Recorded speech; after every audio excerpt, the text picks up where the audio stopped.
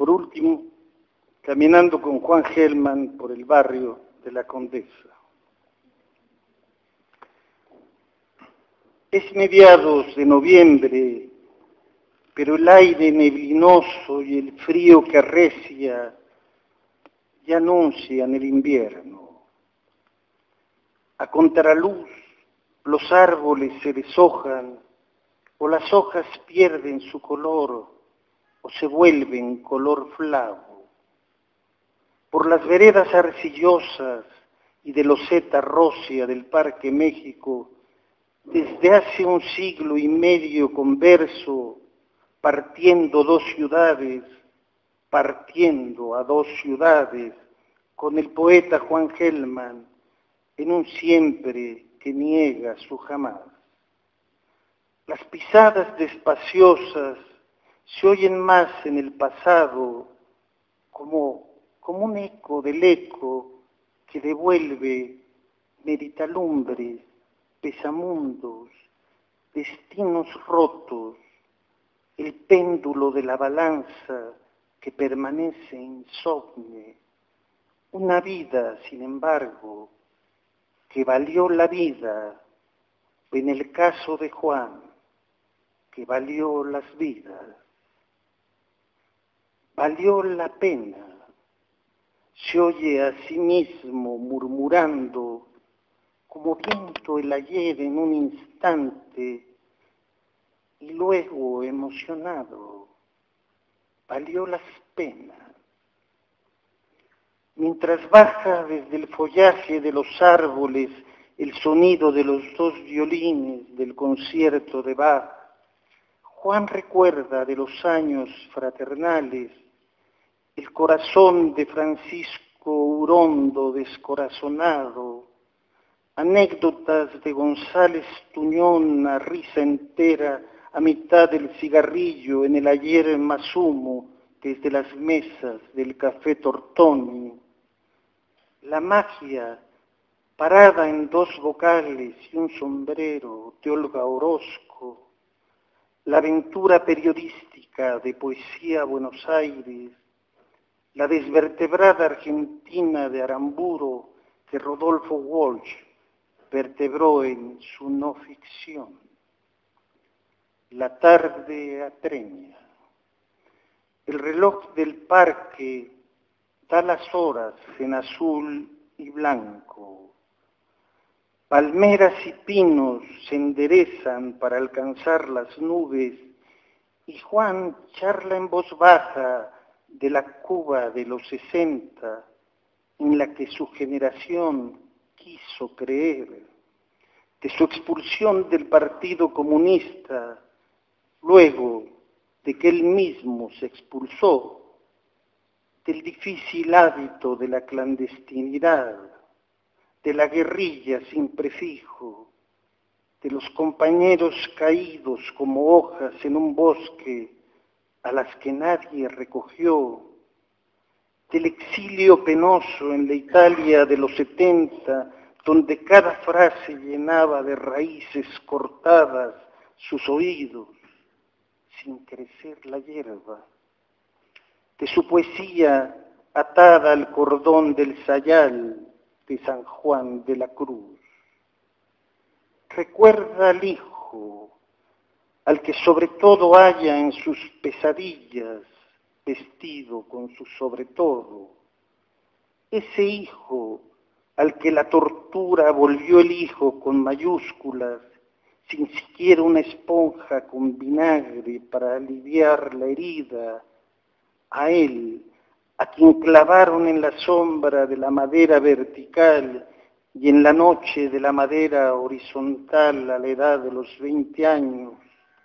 la leve edad cuando en el puño se guarda el fuego de la estrella,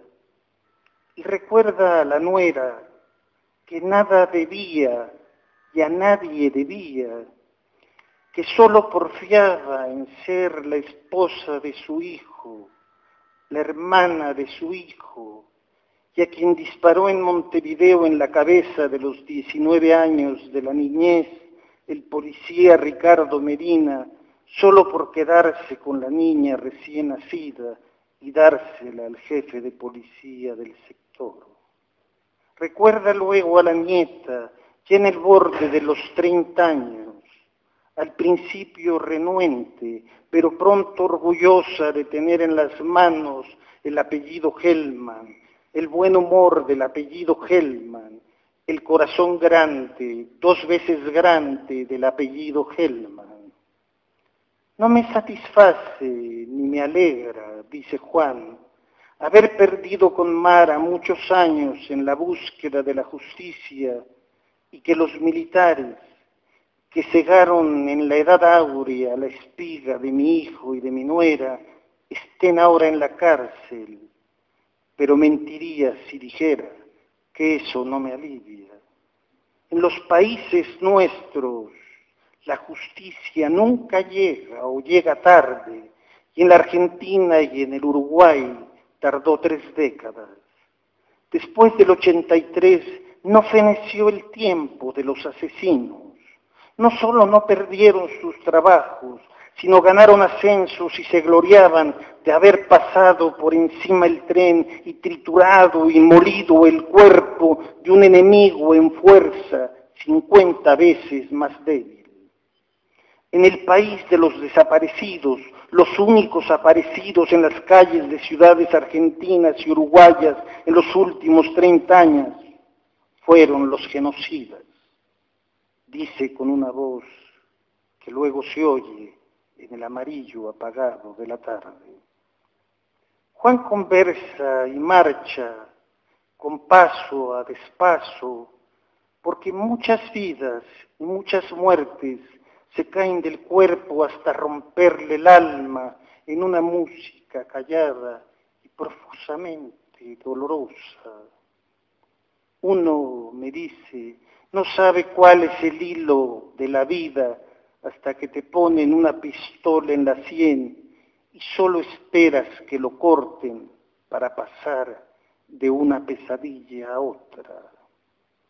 En Avenida Nuevo León, bajo el sol muriente, nos detenemos en la librería de Lulio para hojear libros y un paso tarde, mirando de sesgo las palmeras en el camellón, recalamos en la cafebrería El Péndulo,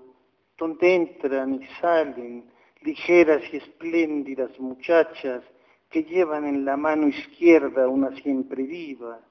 y mientras bebe de 2 sorbos un café cortado y enciende de nuevo un cigarrillo, dice, quiero ser enterrado en México. Y contemplo en la mirada de Juan travesías fluviales en los años de su juventud por las aguas del Plata hacia el océano Atlántico, o por el gran Paraná que no ignora los lindes del término del mundo. Quien ha navegado por el Paraná, quien se ha visto en él, me lo digo al oído, ya conoce de semanas en un mes el asombro indómito de la belleza azul, mientras las cuerdas de los 2 violines, rasgadas por el arco, me rasgan el alma y no me dejan respirar y casi. Pero ¿qué me emociona de esta música si no podría explicar una sola nota y trato de entender lo que no alcanzo a entender? Violino, corno, piano, cello. No es que uno prefiera el uno o el otro, sino solo aquel que en su momento obliga a que regresen los pájaros viudos al sur para que se oiga su trino en el mediodía justo. Creí que en la Argentina, dice Juan, la utopía era una nueva desaparecida, pero cuando una utopía muere, debe crearse otra, porque no podemos vivir sin el lúcido deseo de una pradera de violetas. Y Juan calla, pero en su mirada, sin darse cuenta, se dibuja una vez y otra del ayer lejano, boliches pobrísimos y casas bajas del barrio de inmigrantes de Villa Crespo, el curso del arroyo Maldonado, su hermano adolescente que decía versos de Pushkin en idioma ruso, la madre dolorosa que esperó 40 años una carta,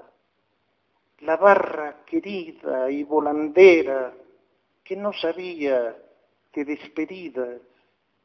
los rumorosos cafés y las calladas librerías a lo largo de calle Corrientes, donde la poesía duraba lo que el humo del cigarro, los cabarets de rompe y rasga del barrio del Retiro con sus minas y cafillos al alza, el Teatro Esmeralda y el Splendid con ecos lejanos de canciones criollas, las letras tangueras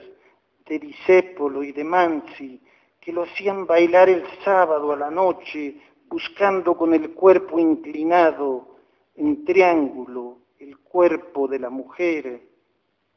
y la mirada de Juan se aleja, se va, y las cuerdas de los dos violines se van oyendo en su mirada, y desde la ventana del café se ve la luz de los faroles huidizos en los muros, y por la acera arbolada miro alejarse a Juan hacia calle Atlisco, donde Dios y él se esperan siempre para después separarse. Muchas gracias.